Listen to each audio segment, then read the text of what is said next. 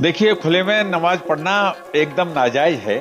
मैं अरब के कई कंट्री घूमा हूँ। अरब में भी मैंने देखा है कि मस्जिद के अंतर्गत ही नमाज पढ़ी जाती है। अगर एक व्यक्ति भी एक्स्ट्रा है तो वो अपने घर जाके नमाज पढ़ता है। इनके यहाँ मूर्ति पूजा नहीं है और ये हिंदुओं की तरह ये नहीं कर सकते कि कहीं भी कोई परमिशन लेके करें, तो इसलिए नाजायज है ये। और ये हिंदुस्तान में ईद कितने आदरणीय प्रधानमंत्री ने, आदरणीय राष्ट्रपति महोदया ने, आदरणीय मुख्यमंत्री ने सबको ईद की बधाई दी है, परंतु नाजायज करेंगे तो इनके साथ प्रशासन को भी, मैं कहूंगा जो भी अधिकारी इसमें दोषी हैं उनको भी बख्शा नहीं जाएगा। आदरणीय मुख्यमंत्री जी संज्ञान लिया है इसका, और ये ठीक नहीं हुआ, क्योंकि अलीगढ़ से ही इसका उदाहरण बना था और अलीगढ़ में ही फेल हो जाएगा, तो ये ठीक नहीं है। मैं इस पक्ष का नहीं हूँ। ये अगर इनको नमाज रोड पर पढ़नी है तो पाकिस्तान जाएं या इराक जाएं या ऐसी जगह जाएं जहां मुस्लिम कंट्री ईद नहीं मना पा रहे हैं। यहाँ आसानी से ईद मनाई जा रही है।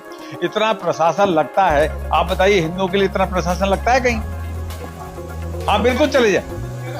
इनका कोई मौलिक अधिकार नहीं है। अगर यहाँ हिंदुस्तान में रहना है तो संविधान के अंतर्गत रहना पड़ेगा और संविधान के अंतर्गत ही कार्य करना पड़ेगा, चाहे नमाज हो चाहे ईद हो, उसका कोई मतलब नहीं है।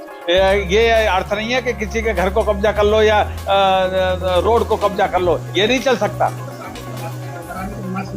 और बिल्कुल नहीं, इनकी ये तो कुछ भी कहेंगे, ये थोड़ी है कि इनकी बातों को मान लिया जाएगा। और जो भी सक्षम अधिकारी दोषी पाए जाएंगे उनके बरखिलाफ भी कार्रवाई होगी। आदरणीय मुख्यमंत्री ने संज्ञान लिया है इसका, और मुकदमा दर्ज होना चाहिए जिन्होंने गलत काम किया, बिल्कुल होना चाहिए। मैं इस पक्ष का हूँ। धन्यवाद।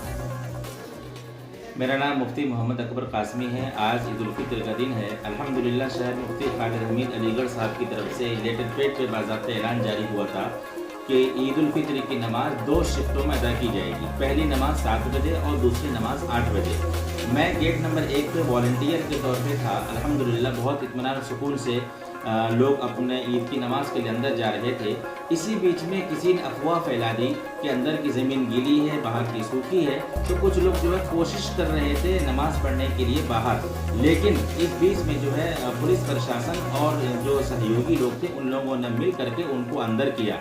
यानी बाहर सड़क पे नमाज नहीं हुई है पहली नमाज, और अंदर उनको किया। न तो पहली नमाज हुई न तो दूसरी नमाज हुई है। खुलासा यह है कि दोनों नमाजें अंदर ही हुई है, सड़क पे नमाज कोई भी नहीं हुई है। अलबत्ता मीडिया के ज़रिए से ये जो गलत खबर फैलाई गई थी हमारे ताल्लुक से, मैंने जो बयान दिया था उसमें सच्चाई ये है कि जिसने गलत अफवाह फैला दी थी उनके कहने पे मैंने बयान दिया था। लेकिन जब बाद में तहकीक हुई तो शहर मुफ्ती खालिद हमीद साहब के ज़रिए से और प्रशासन के सहयोगी से जो लोग बाहर थे कोशिश कर रहे थे ज़मीन सूखी होने की वजह से पढ़ने के लिए, उनको अंदर किया गया।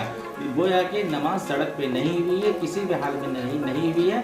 नमाज दोनों ईदगाह के अंदर ही हुई है। यानी पहली नमाज 8 बजे हुई और पहली नमाज 7 बजे हुई और दूसरी नमाज 8 बजे हुई। खुलासा ये है कि सड़क पे कोई भी नमाज अदा नहीं की गई आज के दिन।